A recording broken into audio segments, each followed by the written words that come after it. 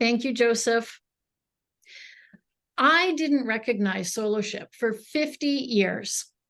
I felt justified in isolating myself because it was all I knew and a way to avoid the difficulty of being honest. Instead of being honest or vulnerable, I would use the silent treatment and turn against the person in my thoughts and assault on everything that I was resentful about and hadn't had the courage to address. The result of continued Soloship was a failed marriage after 30 years. If we don't know better, we cannot do better.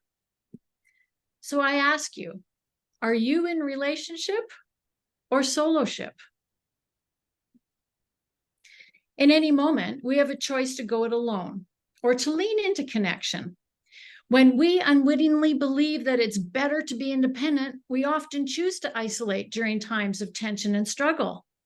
This is Soloship. I like to introduce my term Soloship as part of the protection mechanism of fight, flight, fawn, or freeze.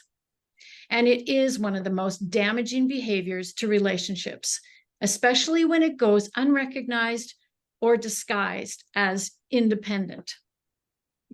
Soloship is the choice to withdraw and isolate from our loved ones. Full stop. Continued withdrawal damages the very fabric of our relationships. So, the last time you were offended by someone who said or did something or didn't do something, what was your first reaction? Well, if you are like me, you naturally pulled away. We withdraw to protect ourselves. We enter Soloship. We isolate in Soloship based on what our society believes, that it is noble and strong to be independent. We should be able to figure things out all on our own, to suck it up and avoid emotions and conflict. Well, today, let's look at 5 serious consequences of Soloship. First, when we choose to go inward to deal with our issues in our own strength, we cut ourselves off from others to hide our mess. We cannot be fully known if we only share what we think others want to see. We hold back and therefore are not able to experience connection at a deep level. Going it alone also robs us of the opportunity to learn the value of support from family, friends, or community, like right here. We subject ourselves to the company of the unkind voice in our head that I have termed the instigator in my book. Judgment and comparison flow freely and unchecked in isolation. Lastly, Soloship damages trust and hurts those around us. It is disconnective. Withdrawing is a way to avoid the hard things we need to do or say, and allows us to justify our resentful attitudes and blame the other person. If we could just recognize Soloship as this protection mechanism and notice our habit of withdrawing, then we can choose to enter back into what we do want, which is relationship. Healthy relationships are deeply fulfilling and are created when people choose to lean in and communicate. Relationships are all about connection and community. They foster trust and collaboration with others. They teach us about acceptance and letting go. Relationships open up our heart to love and allow us to give back to others.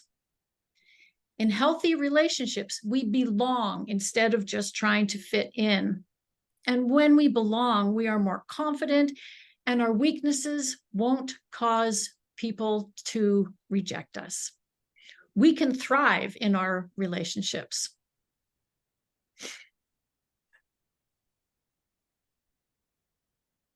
Meet Cindy. Cindy avoids conflict. She is easily offended and walks away when there's tension. She stews for days and she does not communicate and leaves her partner not knowing where they stand. She chooses soloship.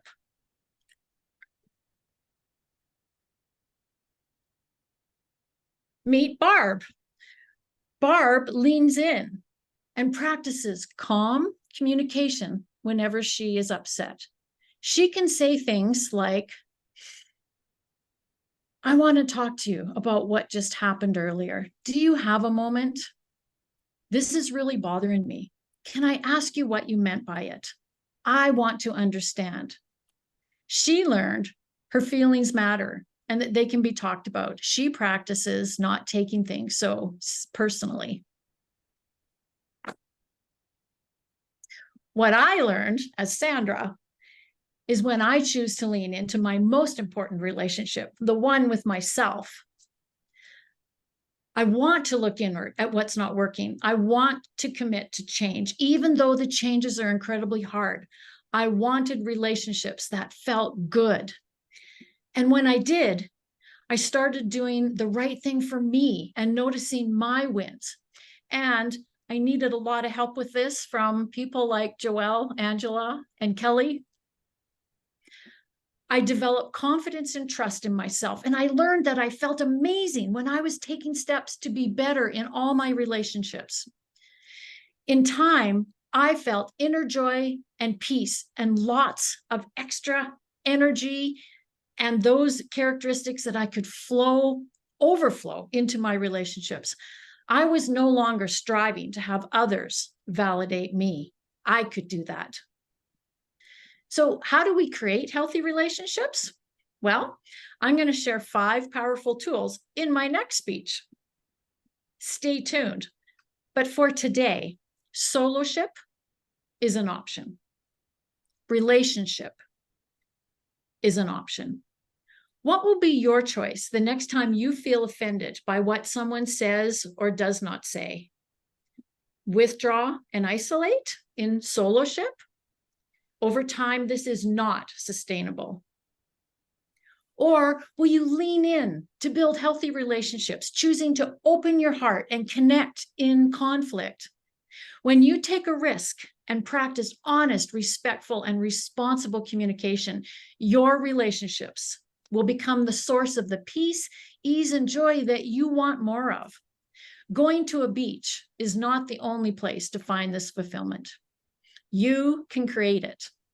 This I know to be true. Back to you, Joseph.